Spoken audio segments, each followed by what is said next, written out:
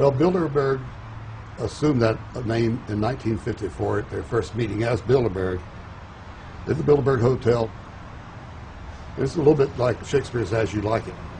They say to Shakespeare, what do you want to call this book? And he says, As You Like It, meaning whatever you want to call it. And they thought it was dictation, so one of his plays is called As You Like It, and the title has nothing to do with the play. So that's how the Bilderberg came by their name. Now, they had been meeting for half a century. The moneyed class had been meeting. But they decided they have to meet systematically every year, well planned in advance, in addition to maybe other smaller meetings throughout the year. Sure this is the right turn, Jim? No. Let's see if it starts.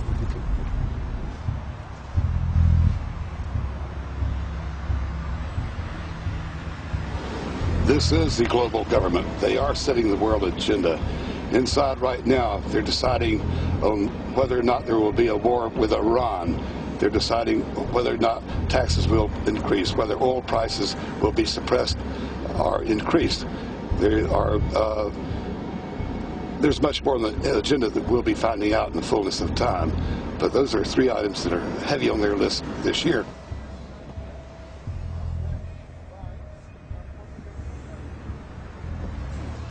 This is Jim Tucker, ladies and gentlemen. 27 years covering these crooks. Tucker, pleasure to meet you. The media said he was crazy, it didn't exist. Now we forced him. 120 of the world's most powerful men, heads of state from Europe, high officials of the United States government, Treasury, White House, state, defense. They're setting the world agenda now. The reason they want secrecy is because they're doing evil. Evil is done under the cover of darkness. Good works are done in the sunshine.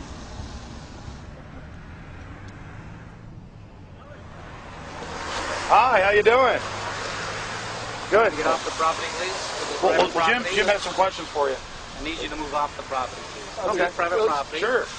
It's a public sidewalk. Oh, yeah, we are cooperating. Thank you. Right onto the sidewalk. Yeah, there's no implication that we aren't Right cooperating. onto the sidewalk. And stay there, please. Sure, yeah, thank you. Great. Jim has some questions for you. Again, I need you to stay right on the sidewalk. Yeah. Thank you very much. We actually checked with the city. The property line's actually right here. Also, That's good. Property line's actually right here.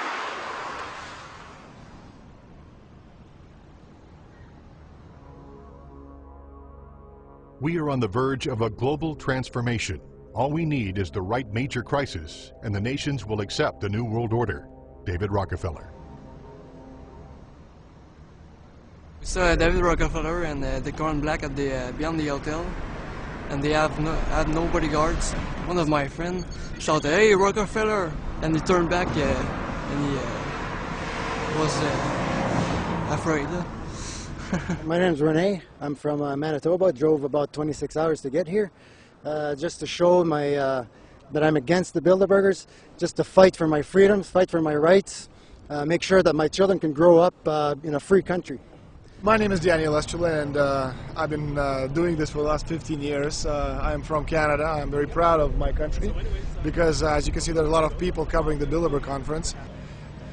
Last year, it took me 14 and a half hours to get to Munich. I was pulled off the plane in Milan. I was pulled off the plane in Munich. They interrogated me 4 hours in both places. I was able to call a friend, a journalist in Rome, as a result of his presence and others. Calling the Foreign Ministry Department in Italy, they backed off and they let me go. They basically told me that they're keeping an eye on me 24 hours of the day.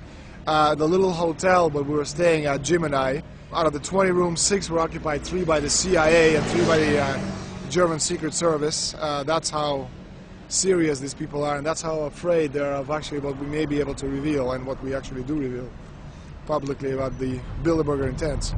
Daniel Estrela has covered the Bilderberg meetings in Europe and North America for more than 15 years. His book, Club Bilderberg, has been translated into more than 20 languages and is a global bestseller. Estrela has photographed many past Bilderberg meetings. Rockefeller frontman Henry Kissinger is always a key participant. Here you see the president of the CFR, Richard N. Haas, followed by Vice Chairman of Rothschild Europe, Franco Barnaby, who is speaking with Henry Kravitz. And behind them is Richard Holbrooke, former U.S. Ambassador to the United Nations. The head of Daimler Chrysler, Jürgen Erich Schrimp, arrives by helicopter. Here, the owner of the Washington Post, Donald Graham, escorts Indra Nooyi, the head of PepsiCo. Queen Beatrix of the Netherlands, whose father, Prince Bernhard, founded Bilderberg, is a leading figure in the group. Of course, globalist kingpin David Rockefeller, seen here with his bodyguard, James Ford, always attends. The then newly appointed World Bank chief Paul Wolfowitz is photographed at Bilderberg 2005. It has been reported that Wolfowitz had attended previous meetings, while still the Deputy Secretary of Defense, a violation of the Logan Act. Under the Logan Act, it is a felony offense for any member of the federal or state government to meet with members of a foreign government without the express authority and authorization of the President or Congress. Put simply, it is illegal for members of the government to meet secretly behind closed doors with foreign power brokers due to the problems of corruption and espionage that it breeds. For this reason, many prominent politicians attend, but their names do not appear on the official list.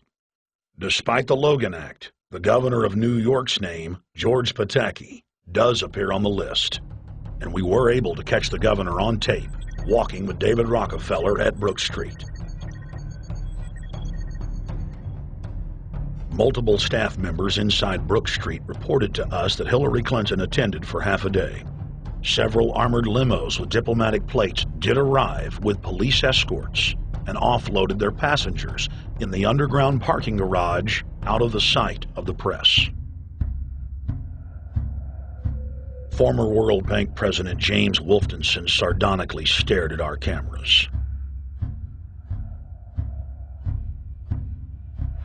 They're upset about the fact that they're being exposed.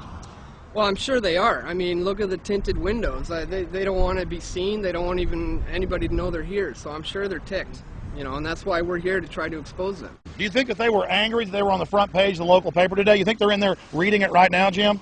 Yes, I don't think they're happy about it. They prefer nothing at all, no publicity. They prefer absolute secrecy.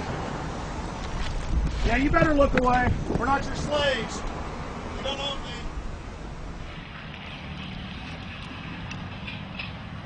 Did you get a list of the attendees and everything, or not? No, I've asked for one under a slight variation of my name, and I don't know if I'll get it or not.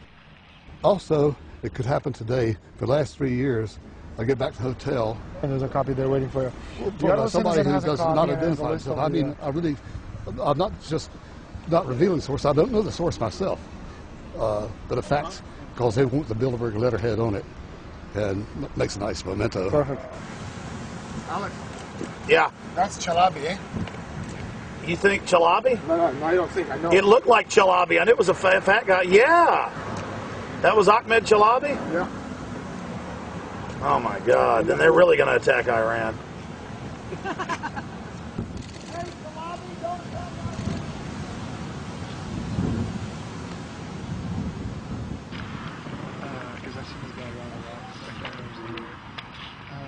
This guy is too. President? I haven't. Yes, he scanning in Adrian Woolridge. That's Maria Monti.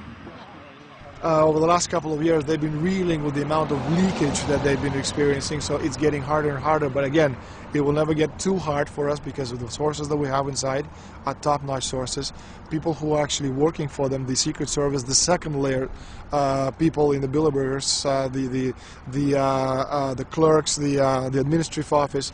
They're there. They are our eyes and ears, and every time there's something out, we always get the information. That's Francisco Pinto Balsamao. I think that's the Queen. It's the Queen. Yeah. Oh my God, you can't miss her earrings. You see her? Yes. Oh my God. Queen of Holland.